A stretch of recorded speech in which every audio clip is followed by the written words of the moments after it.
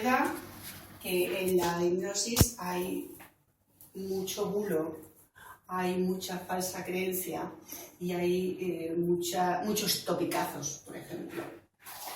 La hipnosis, como os hablaba antes de grados, de poco grado o muy profunda, no es el mismo trámite para una persona que está en un estadio de hipnosis leve a un estado de hipnosis profundo. ¿Y qué sucede? Que se ha utilizado mucho para lo que no se prohibía la hipnosis, por ejemplo, en la Edad Media, era para las atracciones, para las ferias y todo esto, que era por lo que se tiene tan mal cartel de lo que es la hipnosis de espectáculo, ¿vale? Donde muchas personas pues, han utilizado de mala manera algo que realmente pues, puede ser muy importante para el ser humano saberlo utilizar. ¿Por qué? Porque todo el mundo va con temor. Todo el mundo tiene como una especie de halo de a ver qué me van a hacer. Porque claro, pensamos que si van a hacerme que haga la gallina o que haga el perro, lo típico, ¿no? Entonces yo, vamos, en el tiempo que llevo trabajando, las personas, me acuerdo una vez una muchacha temblando como una hoja. Ya le dije, pero bueno, ¿qué te pasa? No, es que yo esto nunca me ha pasado. Pero temblaba desde los pies a la cabeza de una manera increíble. Entonces, todo esto yo espero que a medida que vamos avanzando y trabajando cada vez más personas el tema de la hipnosis, se empiece a desterrar, que se empiece a perder este miedo, porque realmente miedo no hay que tener. Yo siempre digo, una sesión de hipnosis tiene menos efectos secundarios que una aspirina. Y es cierto, una aspirina siempre tiene un residuo, la hipnosis no. Y entre otras cosas también por una cosa que es muy importante. La hipnosis, si la persona no está convencida o si la persona no quiere colaborar, va a ser complicado entrar en hipnosis. No es tan sencillo como llegar y chas.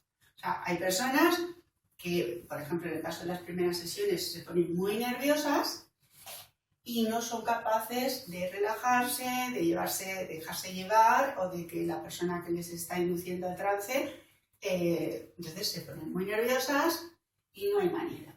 Entonces es difícil que una persona que no se quiera hipnotizar se la pueda hipnotizar, ¿vale?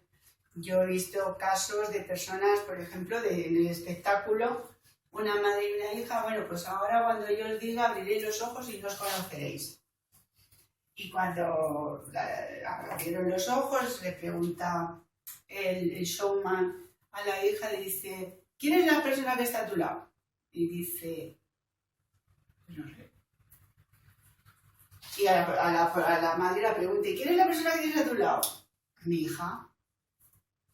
O sea, fijaos, la hija se había dejado llevar, pero la madre no. La madre ahora digo, yo no me hipnotizo porque mi hija es mi hija, ¿no? Entonces, esto a mí me llama poderosamente la atención, porque el consciente es muy poderoso.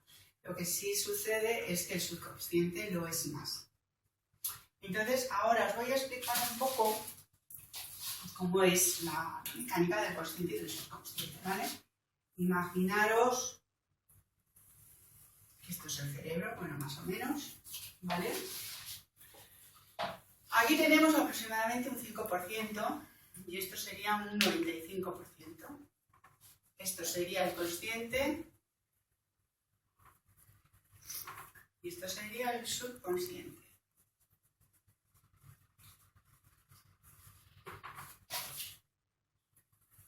Aquí, entre el consciente y el inconsciente, hay una cosa que se llama mente crítica. Eso que os he dicho antes, que si os cuento un cuento, nos lo creemos, y si la mente crítica está juzgando lo que oye o lo que le estoy diciendo, no me va a permitir que entre al subconsciente, ¿vale? Entonces, ¿qué sucede? Con la parte consciente, es con lo que vivimos. Fijaos, con un 5%. Es con lo que vivimos, con lo que aprendemos a leer, con lo que aprendemos a andar, a comer, a relacionarnos, con lo que vivimos.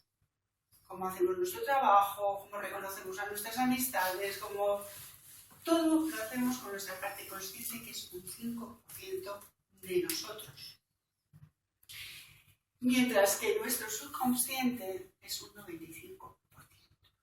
Entonces, aquí entra muchas veces la famosa frase de que yo me conozco, pues yo me conozco bien, o lo que te dicen encima ya otros que te dicen, si te conocen yo. Porque realmente es muy complicado saber que nos conocemos. ¿Vale? Entonces, como os digo, en esta parte del consciente es lo que tenemos en nuestra vida cotidiana. Entonces decimos, bueno, ¿y entonces qué hay aquí? Está vacío. El subconsciente es realmente lo que nos ocurre. El subconsciente es realmente lo que asoma en la vida. Es como si fuera mi iceberg y yo lo que veo por fuera, en mi vida, lo que se manifiesta en mi vida, realmente está por debajo, que es como os digo, lo que es importante. ¿Qué es lo que hay en mi subconsciente? Pues mirad, en el subconsciente tenemos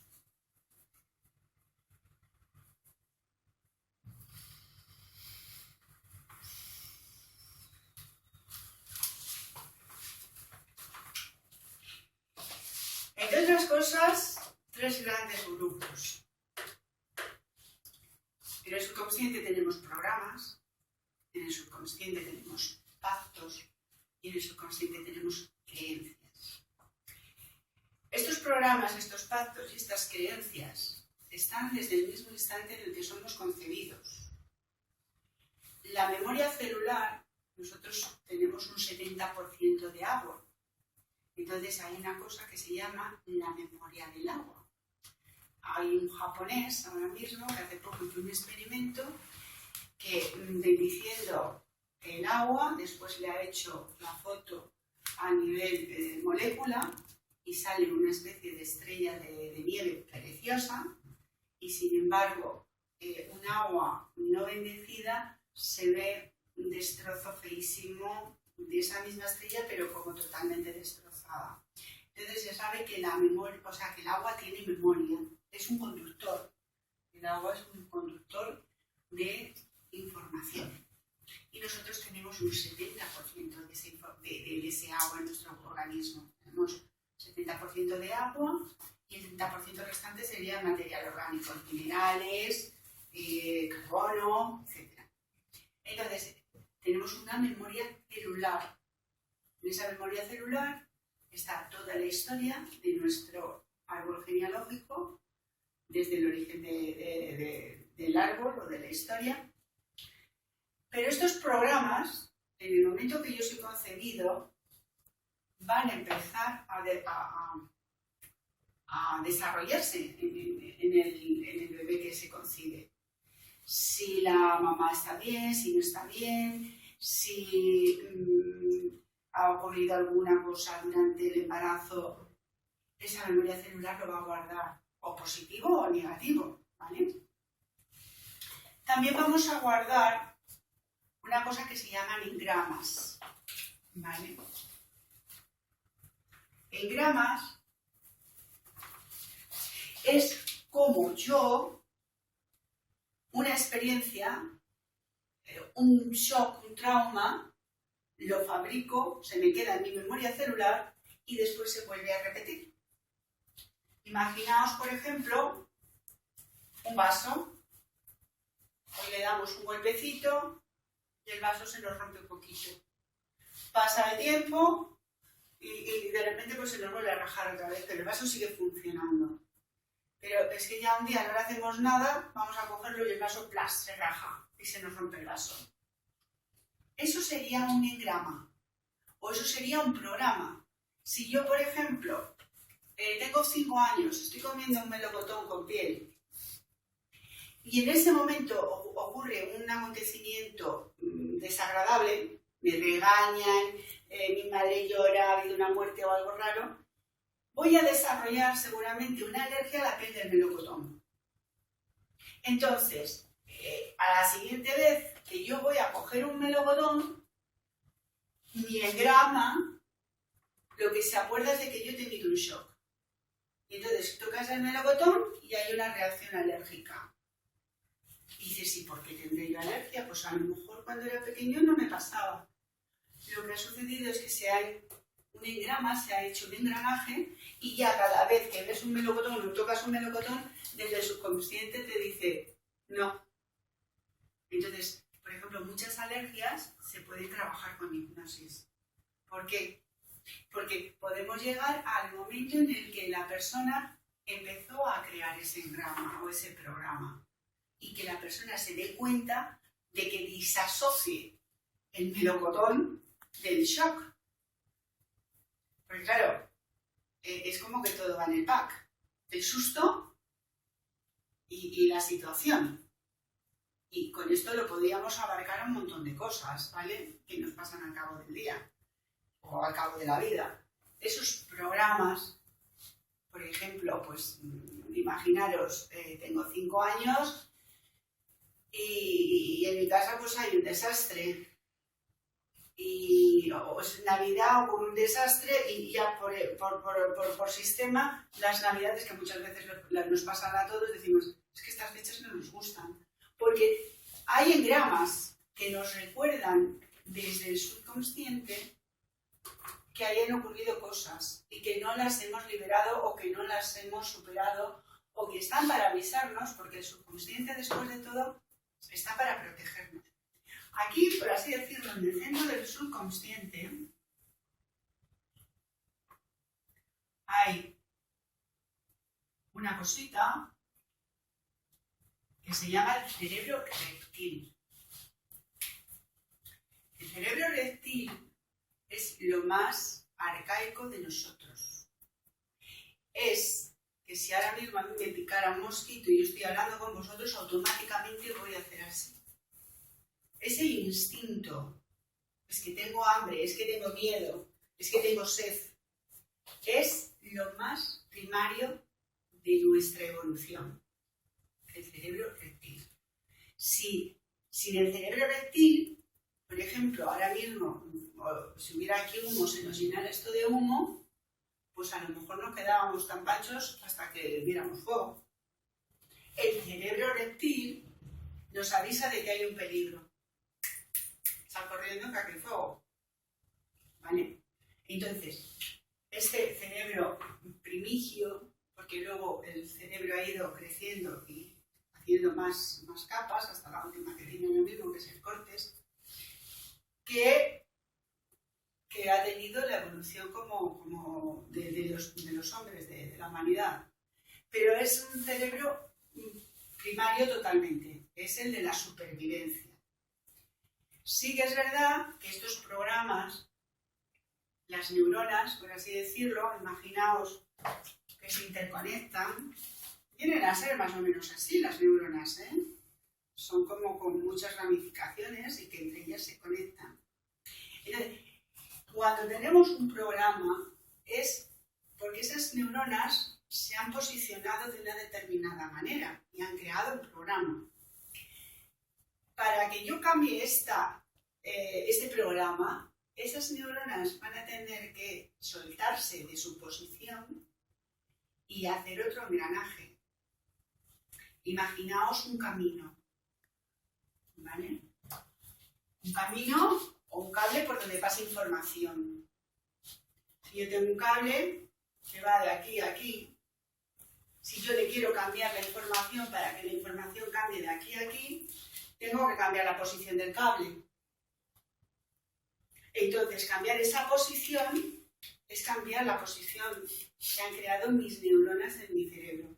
¿Vale? Entonces, como os iba diciendo, lo que existe en nuestro subconsciente son estos programas.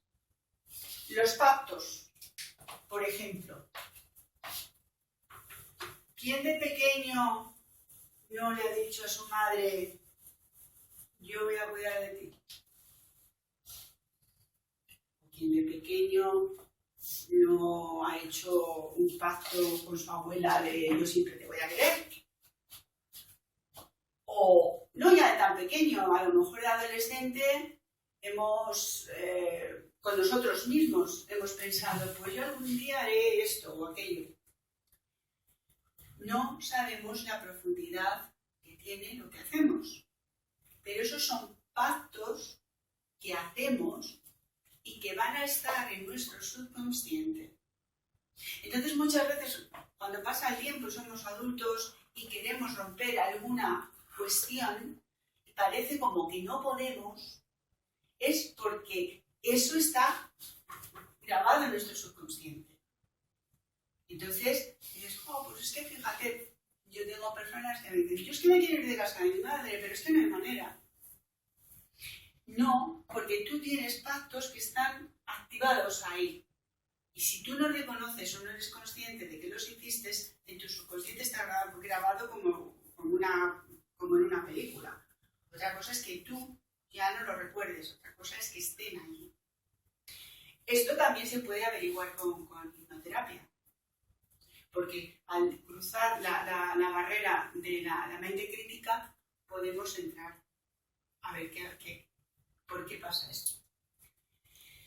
Y luego tenemos otra cosita, aparte de los programas, los pactos, tenemos otra cosita que son las creencias. Las creencias muchas veces ya ni son nuestras. Son la primera infancia, lo que me cuenta mamá, lo que me cuenta papá, lo que me cuenta el abuelo, cómo tiene que ser una niña, los niños no lloran, las niñas van de rosa. Todo esto son creencias, pero para nosotros son realidades que después cuando queremos romper o cambiar cuestan muchísimo, porque es lo que para nosotros nos han hecho creer. Yo me acuerdo que hice una charla en la que, por ejemplo, hacía que las personas recordaran el momento en que se enteraron que no existían los Reyes Magos. A ver, por ejemplo, aquí lo vamos a hacer. Cerrar un poquito los ojos. Cerrar los ojos. Respiráis. Y iros al momento en el que os enteráis que los Reyes Magos no son los Reyes Magos, que no existen.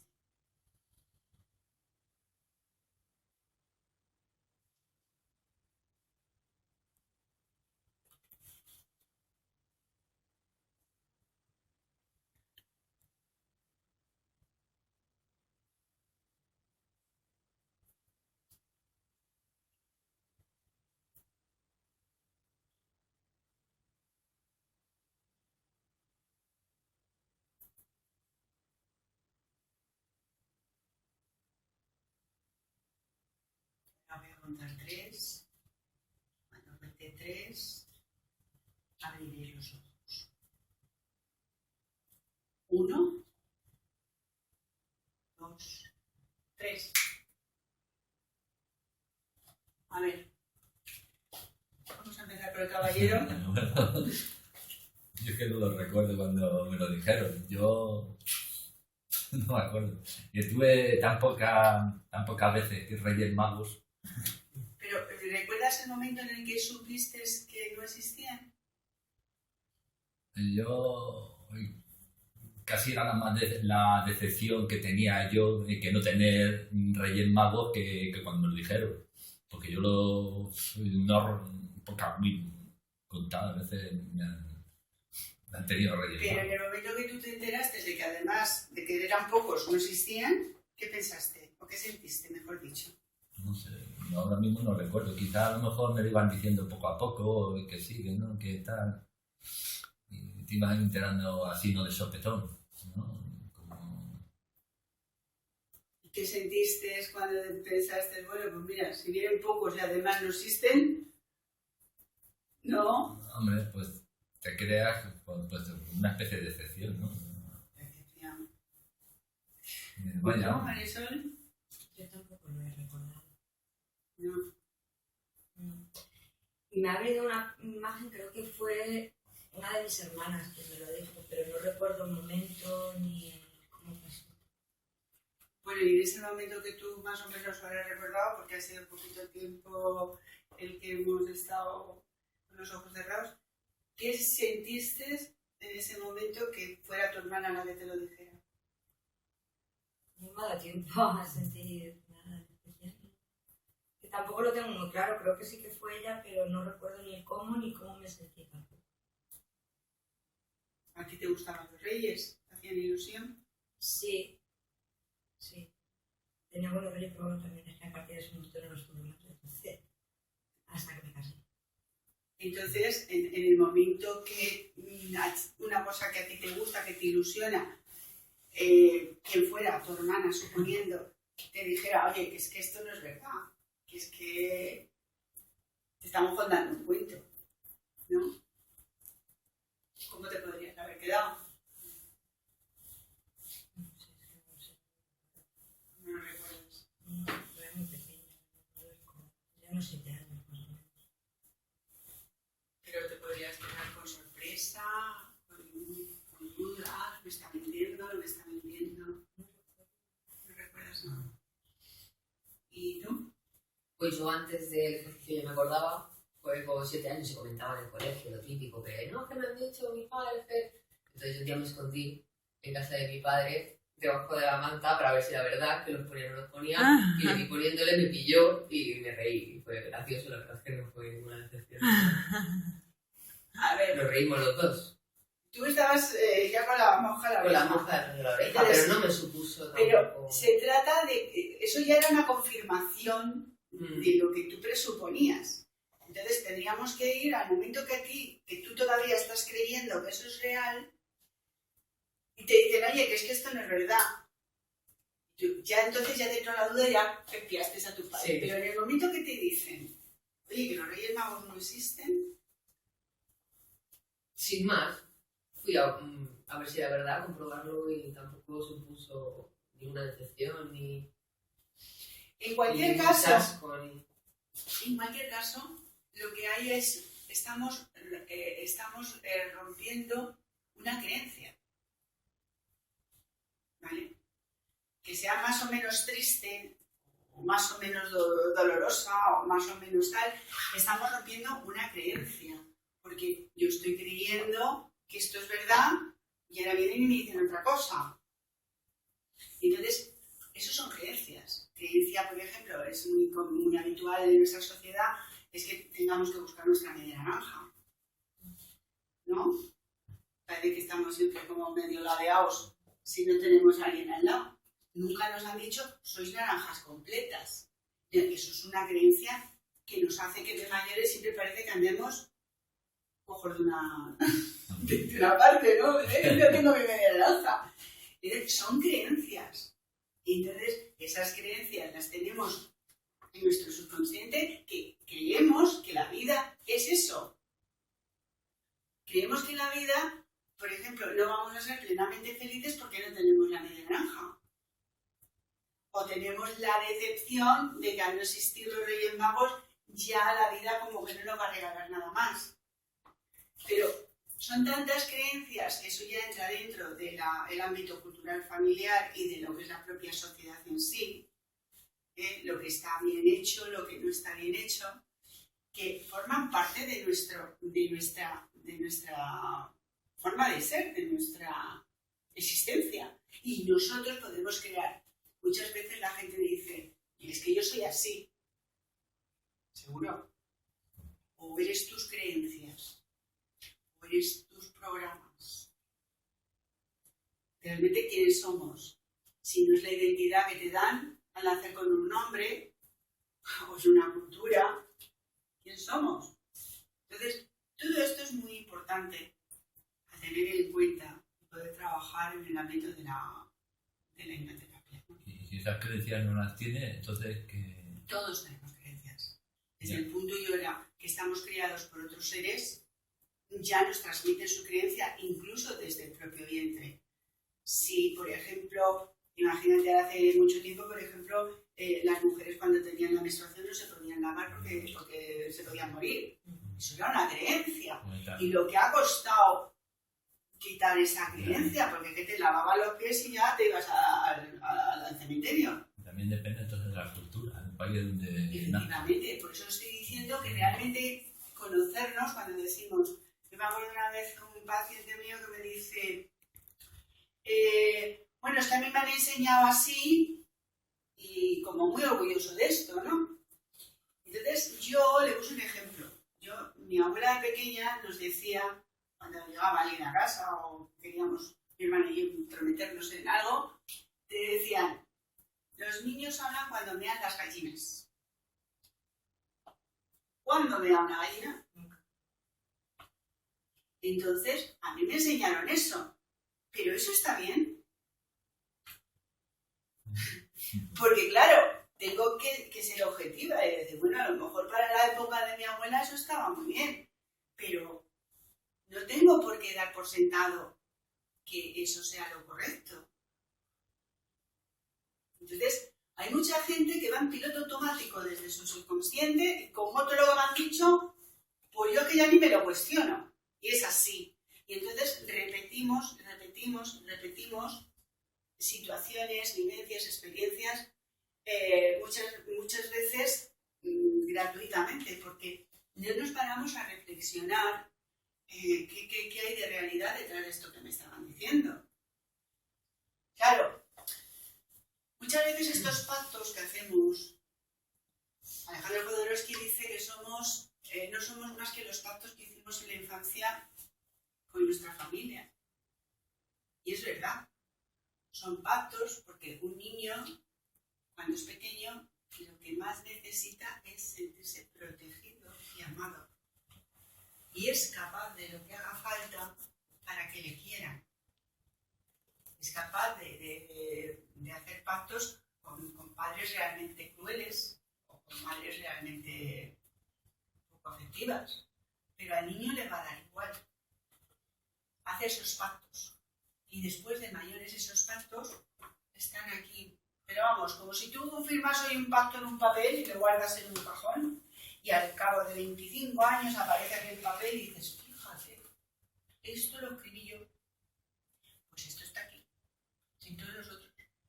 Y cuando nuestra vida es como es, para bien o para mal, sale desde aquí. Entonces, la hipnoterapia lo que trata de hacer es traspasar la barrera del consciente, atravesar la línea de la mente crítica y entonces podemos entrar al subconsciente. Para eso necesitamos que el cerebro tiene 4 estados, 4 niveles de vibración, ¿vale?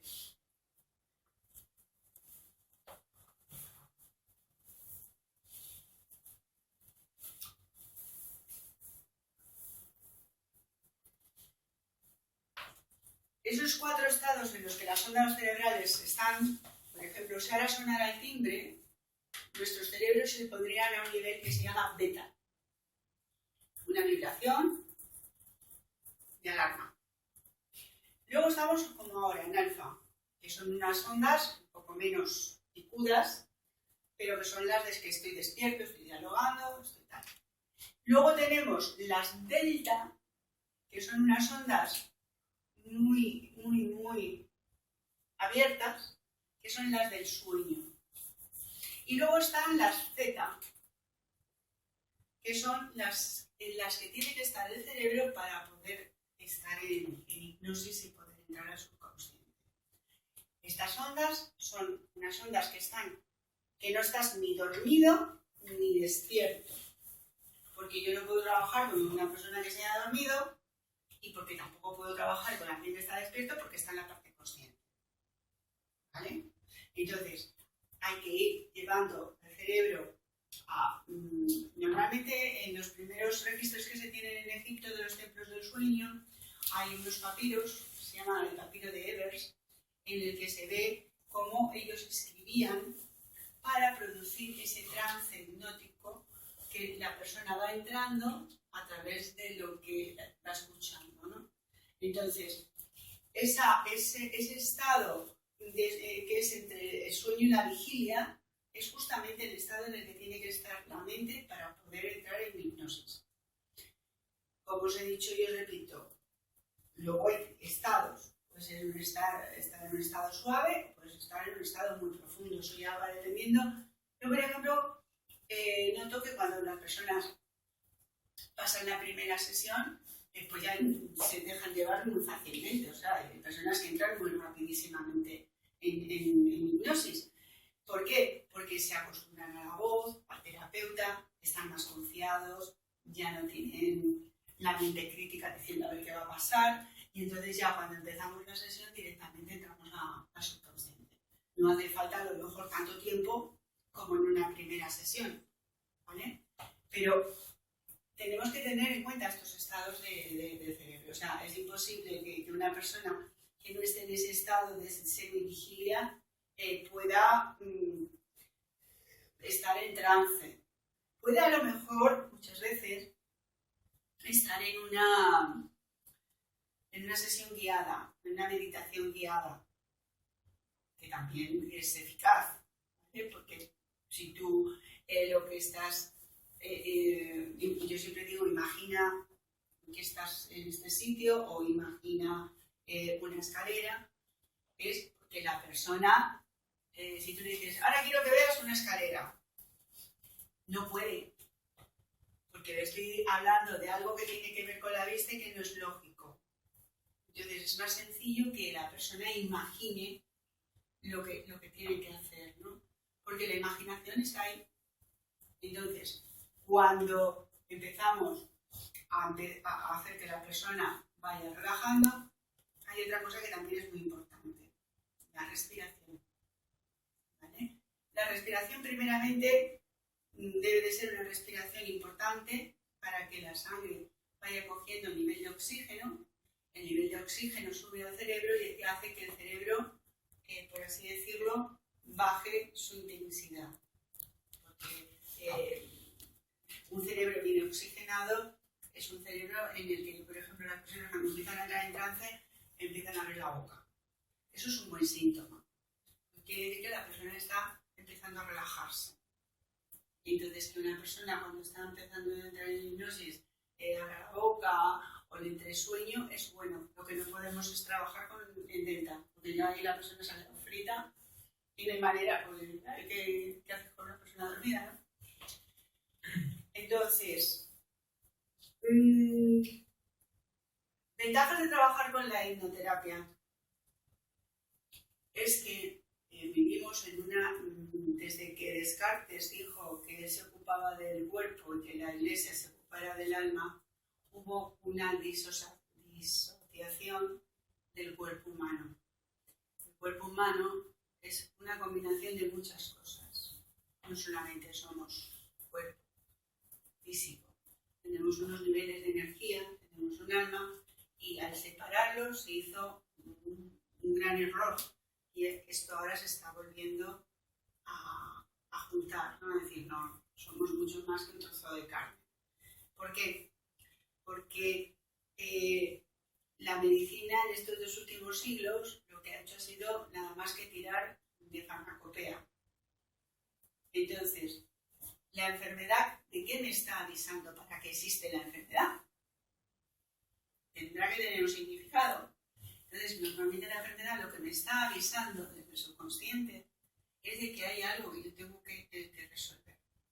Si yo, cuando me aparece la enfermedad, como os dije antes con el iceberg, esto es un iceberg, imaginaos que aquí me aparece una úlcera de estómago. El médico me trata la úlcera. El médico me trata lo que aparece. Pero el médico no me trata porque ha aparecido la úlcera. Entonces, el problema y la situación en la que estamos ahora ya en el siglo XXI, es decir, bueno, llevamos mucho tiempo tomando nada más que fármacos para aliviar los síntomas, no la causa. Entonces, con la hipnoterapia lo que sí podemos es llegar a la causa para tener que evitar la farmacopea. Lógicamente, esto no quiere decir que se tenga que dejar la medicina tradicional, ¿vale? Pero sí que quiere decir que si mi cuerpo me está diciendo hay un problema, voy a preguntar a mi cuerpo por qué me ha generado este problema, de dónde me viene. Normalmente los problemas de estómago tienen mucho que ver con nuestra actitud en la vida, con la personalidad nuestra, de qué manera encaramos la vida y lo que nos cuesta digerir las cosas. Una persona que tenga problemas de estómago tendría que preguntarse de qué manera yo digiero todo esto. Porque a lo mejor es un programa que tiene desde pequeño y que en su familia ya hay antecedentes. Cuando el propio médico te dice, ¿hay antecedentes familiares? Sí, pero es que genealógicamente le damos los conflictos. Entonces, si a mí tengo una úlcera, mi abuela tenía una úlcera, mi madre tenía una úlcera, que se sigue repitiendo en estas creencias, en estos programas, que yo sigo teniendo úlceras. No es un problema de tejido en sí, de que los estómagos estén mal, no. Es un problema de que yo desde el subconsciente heredo las taras, los traumas de mis ancestros y sigue ahí sin resolver el conflicto. Entonces, la medicina nos da un almás o la medicina nos opera del estómago, pero no nos va a por qué ha sido, ni por qué, de qué manera lo podemos quitar. Entonces, básicamente, la hipnoterapia sirve para poder localizar tanto problemas físicos como problemas emocionales.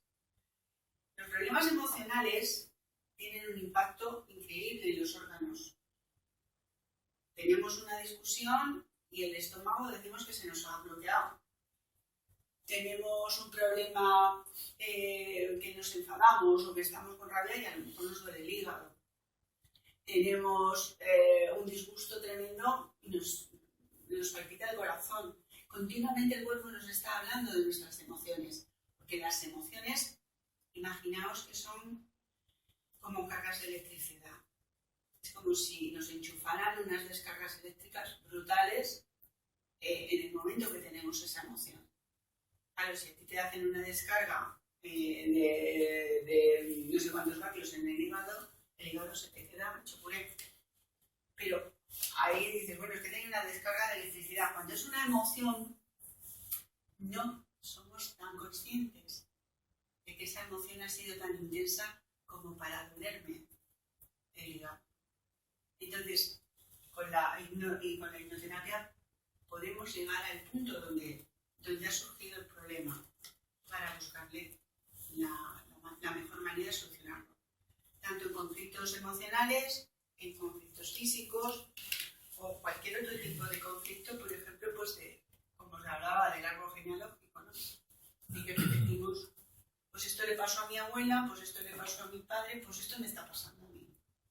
Entonces ahí es cuando la hipnoterapia es muy, muy eficaz. Entonces, bueno, ahora ya, si queréis, preguntáis si hay cosas que no habéis entendido o si hay cosas que la medicina tradicional, o sea, que son paliativos nada más que te ponen ahí, pero aunque te operen, volverás a salir otra vez y tienes el mismo problema. ¿Vale? O te sale una enfermedad más grave todavía. Claro. La medicina convencional, exceptuando la medicina china, que la medicina china funciona, y es milenaria, funciona desde que todos los órganos tienen que funcionar a la par. Imaginaos, tenemos estómago, hígado, riñones, intestino y bazo. Quiere decirse que si mi estómago funciona mal, todos los demás van a ir mal. Es lo mismo que una maquinaria de un coche. si por ejemplo una rueda no va bien, las demás se van a resentir porque como tienen que llevar más carga porque hay una que no funciona. Entonces, esto en la medicina convencional no lo observan, te mira por trozos. El especialista del corazón, el especialista del pulmón, el especialista del estómago, y no hay esa conexión que nuestros órganos tienen. De hecho, imaginaos, muchas veces tenemos problemas de espalda y pensamos que es los huesos o los músculos. Bueno, pues los problemas de espalda tienen mucho que ver con las vísceras. Si tú tienes un problema de bilis, de vesícula biliar, te puede doler la espalda. Y te estás yendo a un fisioterapeuta que te dé masajes en la espalda por una contractura que resulta que el problema está en el hígado. O un problema intestinal, el reflejo te lo puede dar en la espalda. O sea, pero está tan mal enfocado que te están tratando de algo que no tiene nada que ver. Yo me he estado tratando durante mucho tiempo de problemas de espalda y dándome ungüentos para la espalda y todo el día y resulta que no era de espalda. Que me venía de un problema que tengo de alergia al gluten, intolerancia al gluten. Entonces, claro, hoy por hoy todas las terapias que estamos teniendo alternativas, yo por ejemplo pertenezco a una asociación de terapeutas naturales. Estamos viendo por qué la gente se deriva a estas nuevas terapias, porque está viendo que se le está fallando muchísimo con la medicina convencional. Porque a lo mejor te dan un calmante para el estómago, pero después te sale un problema renal, porque además hay otra cuestión, que es que todos los fármacos tienen muchísimas contraindicaciones. Entonces, no se tiene en cuenta este ciclo de los 5 elementos de la medicina china, que es que todo tiene que estar coordinado. Si una persona, por ejemplo, la tiene que operar del estómago, tendrían que tener un seguimiento del resto de los órganos, porque los demás van a tener que ir sobrecargados y sobreesforzados porque uno no funciona bien. Y eso no se tiene en cuenta. Te han operado el estómago, ya con eso se ha cubierto. Yo creo que les interesa que haya más enfermos y que consuman medicamentos y ahí está el negocio. Sí. Bueno, eso y también nosotros, ¿vale? Porque muchas veces, claro, vamos a ver, yo me pongo en manos del mago de la tribu que me diga lo que tengo que hacer. Y yo muchas veces oigo con espanto a gente que me dice, claro, es que me quitan todo lo bueno, la sal, el tabaco, el beber. Y yo digo, ¿cómo? ¿Me entiendes? O sea, ¿cómo se puede ser tan profundamente bruto o bruta de decir que te quitan lo bueno? Otra cosa es que seas un adicto al tabaco, otra cosa es que seas un adicto a lo que sea, y que te parezca eso bueno, que sea una adicción. Pero vas al médico, el médico te dice lo que tienes que hacer con tu cuerpo y al poco tiempo tú vuelves a tus viejos hábitos y vuelves a estar enfermo. Pero bueno, voy a ver al mago de la tribu y ya está. Y yo no tengo nada que ver. Y luego me pongo otra vez enfermo y la culpa es del médico porque no me ha tratado como debe. Pero bueno, si es que la primera persona que se tiene que interesar por su salud es uno mismo. Mientras estemos volcándonos fuera, mientras estemos pensando que es el médico el responsable de nuestra salud, es lógico que comercien con nuestra salud, porque es lo que es lo que elegimos. Deme algo que me quite este dolor y luego al día siguiente vuelvo a fumar. Entonces, también tendríamos que hacer un poquito de autoexamen.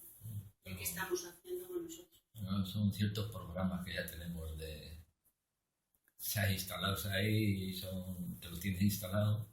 Sí, y por bueno, eso. Yo lo que como actúas así. Por eso estamos. Crees ya que Por eso estamos ahora en un momento de evolución del ser humano en el que todas estas cosas están saliendo a la luz para que el ser humano madure.